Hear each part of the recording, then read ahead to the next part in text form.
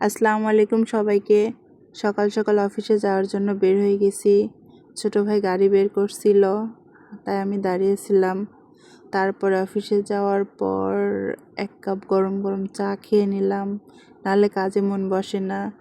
তারপরে চানাচুর মাখা খেয়েছিলাম, একটা ছোট বোন করেছিল। তারপরে দুপুরবেলা অফিস থেকে বের হয়ে কুষ্টিয়াতে যাচ্ছি ডাক্তার দেখানোর জন্য।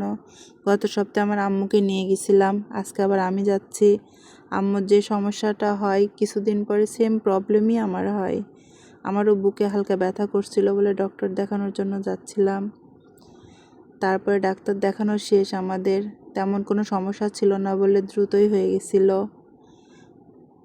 তারপর ডাক্তার দেখায় আমরা একটা রেস্টুরেন্টে গেলাম খাওয়া দাওয়ার জন্য।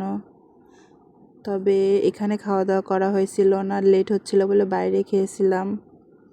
তারপরে আমার ছোট বোন পিৎজা খেতে চেয়েছিল, তাই ভেড়ামারাতে এসে আবার পিৎজা অর্ডার দিয়ে বসেছিলাম।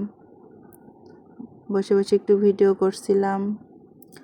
তারপর পিৎজা টিৎজা নিয়ে চলে আসছিলাম।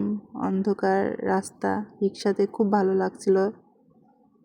তারপর আমাদের এখানে পূজা হচ্ছিল, পূজার মেলার পাশ দিয়ে যাচ্ছিলাম বলে একটু ভিডিও করে নিলাম। অনেক মানুষ ছিল মেলাতে।